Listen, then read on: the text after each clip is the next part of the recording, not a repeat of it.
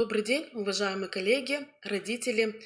Меня зовут Майбурова Валерия Александровна. Я работаю педагогом-психологом в детском доме номер 3 города Сыктывкара. И сегодня вашему вниманию я представляю тему «Внеурочная деятельность, ее значение в профилактике негативных проявлений в поведении подростка». Сейчас мы с вами рассмотрим виды образовательной деятельности. Это учебная и внеурочная. Что же такое внеурочная деятельность школьников? Она является одной из инноваций федерального государственного образовательного стандарта, и она стала обязательным элементом школьного образования. Федеральный государственный образовательный стандарт– это совокупность обязательных требований к образованию определенного уровня. Внеурочная деятельность организуется по следующим направлениям развития личности: спортивно-оздоровительная, духовно-нравственная, социальная, общеинтеллектуальная, общекультурная.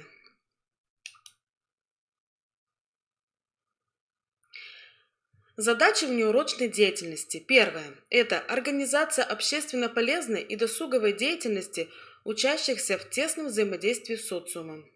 Следующая задача– это включение учащихся в разностороннюю внеурочную деятельность.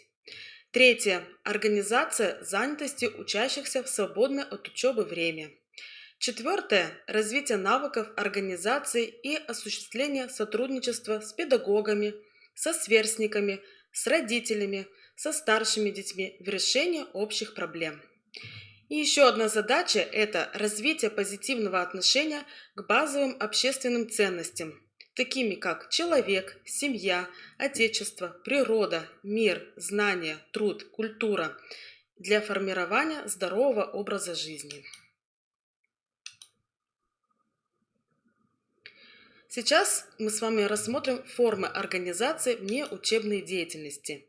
Это могут быть классные часы, экскурсии, занятия по интересам, круглые столы, конференции, школьные научные общества, олимпиады, соревнования, поисковые и научные исследования, проектная деятельность.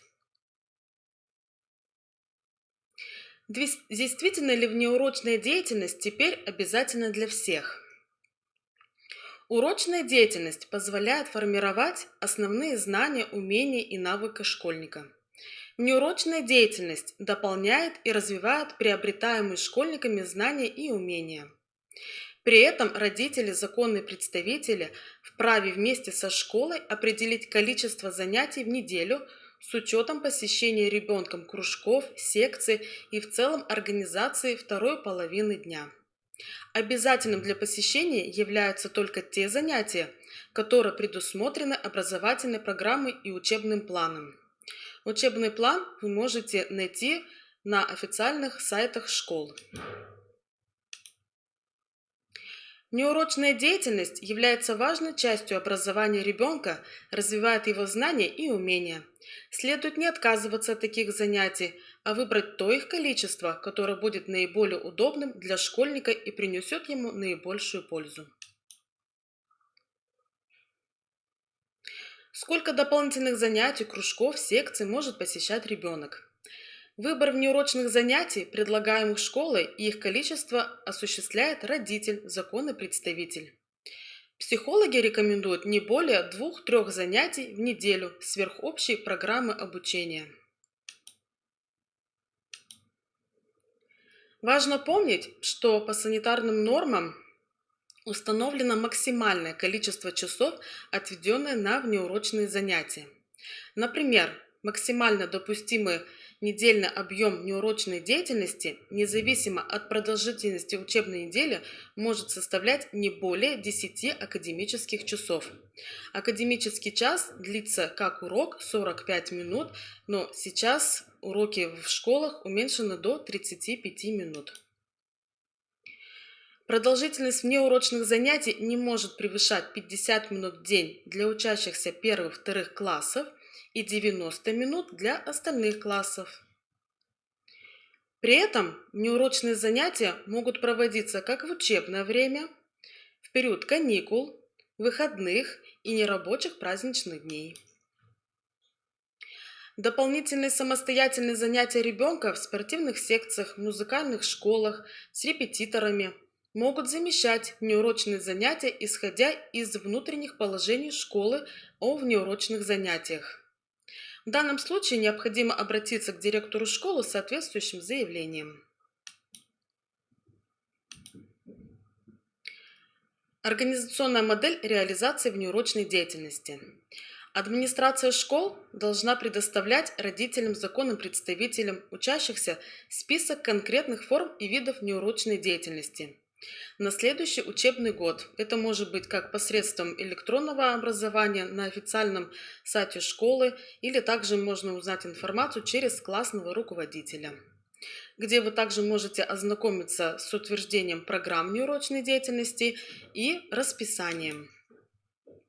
Выбор форм и направления организации внеурочной деятельности осуществляется посредством анкетирования.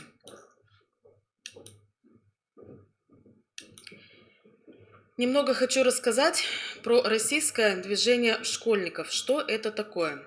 Российское движение школьников – это общероссийская общественно-государственная детско-юношеская организация, деятельность которой направлена на воспитание подрастающего поколения, развитие детей на основе их интересов и потребностей, а также организацию досуга и занятости школьников. Российское движение школьников, как общественно-государственная детско-юношеская организация, для всех школьников страны является важной составляющей системы воспитания образовательной организации в части воспитания высоконравственных, социально успешных граждан. 29 октября 2015 года президент Российской Федерации Владимир Владимирович Путин подписал указ номер 536 о создании общероссийской общественно-государственной детско-юношеской организации «Российское движение школьников». На данный момент, на сегодня, 281 образовательная организация реализует проекты и программы Российского движения школьников на территории Республики Коми. Организация предоставляет каждому школьнику в возрасте от 8 лет возможности приобретать навыки по всем направлениям деятельности РДШ и принимать участие в творческих конкурсах, семинарах, тематических слетах, форумах, фестивалях, посещать детские оздоровительные лагеря, заниматься добровольческой деятельностью, встречаться с интересными людьми, заниматься в военно-патриотических клубах, пробовать свои силы в журналистике, обмениваться и принимать опыт школьников из других регионов страны. Любой школьник может стать участником организации с 8 лет. Ниже представлены ссылки на те сайты, где вы можете подробно ознакомиться с информацией о российском движении школьников как в России, в Российской Федерации, так и по Республике Коми. Что делать, если мне или моему ребенку не нравятся внеурочные занятия в школе? Если у ребенка по каким-либо причинам отсутствует возможность посещения дополнительных занятий, обратитесь к директору школы с письменным заявлением об освобождении от внеурочных занятий с обоснованием причины. Например, по состоянию здоровья ребенок не может посещать спортивные секции. Если подросток не хочет посещать кружки и секции, бывает так, что ваш ребенок, находясь в начальной школе, посещал различные кружки и секции. Проходит какое-то время, и он может прийти и сказать: «Я больше ходить туда не буду». Вы должны обязательно поинтересоваться причиной его отказа. Это может быть усталость, нет интереса, нет желания, лень или возникновение какой-либо конфликтной ситуации, или с детьми, которые посещают кружок, секцию, или с преподавателем. Внимательно выслушайте ребенка и поддержите его, какую бы причину он ни назвал. Спросите ребенка о его чувствах и эмоциях. Предложите вместе с ребенком обсудить сложившуюся ситуацию и расскажите, что если ему нужен ваш совет, помощь, что вы готовы помочь и обсудить. Не ждите, что ребенок сразу захочет что-то говорить. Возможно, ему надо время, чтобы самому понять, что с ним происходит. Не настаивайте на том, чтобы он продолжал ходить на кружок или секцию. Постоянно прося и требуя куда-то ходить, вы можете наоборот оттолкнуть его от себя, и тогда подросток может перестать вам доверять и делиться с вами. Помните, что у ребенка есть свои интересы, свои желания, и порой желания и интересы или несбывшиеся мечты вашего детства не совпадают с интересами и желаниями вашего ребенка. Поинтересуйтесь, чем занимаются его друзья, куда они ходят, какие у них интересы. Ведь подростку сейчас важно мнение его сверстников, быть в глазах сверстника модным, современным. Возможно, поэтому он может отказываться ходить туда, куда не ходят его друзья, или потому что это не современный кружок или секция. Тогда вы можете предложить ему вариант модного современного кружка. Вариант модного современного кружка. Ни для кого не секрет, что часто сейчас подростки большую часть времени сидят в гаджетах. И, как правило, родителям это не очень нравится. Как правило, они, возможно, запрещают ему, да, или, может, наказывают его тем, что забирают у него телефон. Ваша задача из увлечения подростка сделать положительным. Акцентируйте внимание ребенка на то, что он замечательно разбирается в компьютерных играх, различных современных технологиях, и эту его способность можно применить в жизни. Расскажите ребенку про школу программирования и расскажите, что он может узнать в этой школе и что, может, пройдя курсы, сможет сам программировать, воплощать идеи в жизнь и чувствовать себя самым крутым на районе. Можете также сказать ребенку, что ты можешь запрограммировать своего бота, который будет помогать решать задачи, может создать свою игру. Ребенок может этим заинтересоваться, потому что это будет про их реальную жизнь, про решение реальных проблем. В этот момент подростки понимают, что технологии упрощают жизнь, что технология – это круто и современно, это новый способ быть модным. Если детям нужно сделать какой-то проект в школе, то можно создать свой сайт. Такой подход открывает больше возможностей. Полученную информацию можно будет дополнить, делиться с другими классами, передавать между школами. Здесь вы для ребенка создаете ситуацию успеха.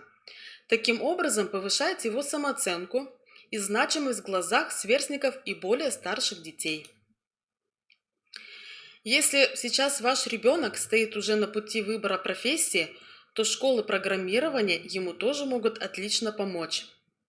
Сталкиваясь в старшей школе и институте с техническими дисциплинами, ребенок уже не испытает такого стресса, потому что будет понимать основу программирования, и на эти знания будет легко накладываться любой язык. Мы повсеместно сталкиваемся с тем, что в крупных компаниях решение бизнес-задач в таких программах, как Excel или Word, это уже не то, что позволяет получить быстрые и высокие результаты. Информационные технологии действительно помогают быстро найти крутые решения для текущих задач. Также одной из мотиваций ребенка для посещения школ программирования может быть то, что сейчас это одна из самых востребованных и высокооплачиваемых профессий в мире. Можно привести пример, что начинающий специалист в России примерно зарабатывает 60 тысяч рублей в месяц, а с опытом может зарабатывать 200, а то и больше. Поэтому ваша задача рассказать об этом ребенку и предложить, какие школы есть в вашем населенном пункте. Если таковых школ нет, то сейчас есть возможность учиться через онлайн. Прежде чем рассказать ребенку о существовании таких школ, сначала сами узнайте про эти школы, где они находятся. Можете пообщаться с директором, узнать, на что направлено их развитие. И после этого уже ребенку прорекламировать, проинформировать его о том, да, что он может посещать и учиться в этой школе. На следующем слайде представлены ссылки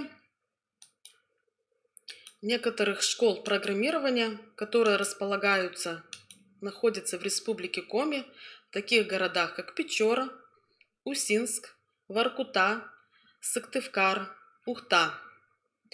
Также существует сайт, который называется запишись.сыктывкар.рф, где вы можете найти информацию про различные кружки и секции для детей по возрастам. На следующем слайде у меня представлены законы, на основаниях которых были разработаны федеральные государственные образовательные стандарты, их изменения. Если будет интересно, вы также можете найти эти законы и прочитать про них.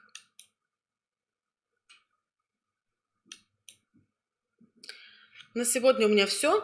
Спасибо за внимание.